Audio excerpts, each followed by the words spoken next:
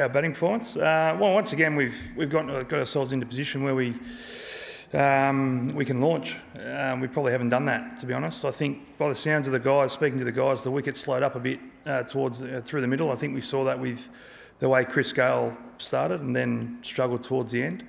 I think the RCB bowlers adapted pretty well and changed the pace on the ball. But look, we've been in a situation a few times now where we're only 4 down and we're probably 20 short on where we really should be. I think going harder probably a little bit earlier to try and get those. You'd probably rather be 8 down rather than 4 down at the end of the or 9 down.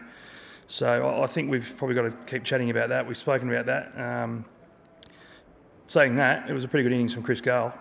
I thought he led the team again really well to be out there, to be able to do that and try to control the middle. I guess we lost wickets as well through the middle, which doesn't help, stops the run rate. I think most of the grounds in India at the moment, I think that the chasing is well, yeah, I'd say it's easier. We probably didn't see as much dew out there tonight, which we thought might affect the wicket to slow it up a bit, but.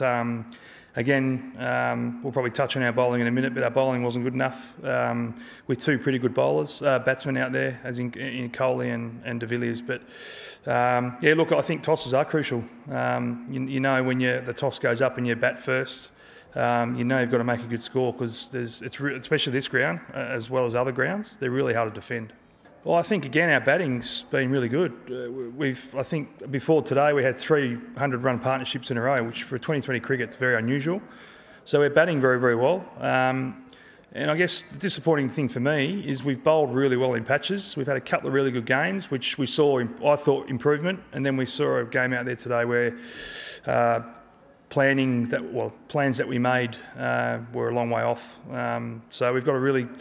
get ourselves back together pretty quickly. You can't afford to lose many more. Just saw the table; it's pretty chock-a-block, pretty close. So we can't afford to drop too many more games. So we've got to really get back to the training and making sure that the bowlers are executing and doing their job. That's why they're here. They're world-class bowlers. They've got to make sure they do their job. Yeah, I think at the start he gives himself a few just to get the pace of the wicket, which he's done most of his career, I think. He probably won't play more than probably 3 overs. I think he gets to move on once he gets the pace of each bowler. Through the middle, we'd like him to keep going. But I think the way the spinners bowled and the wicket was holding up a little bit, it was quite hard for him to do that.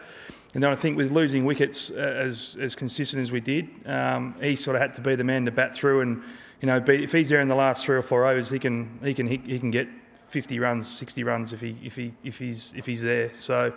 I guess we'd like him to go a bit harder a bit earlier, but the role he played tonight I thought was excellent.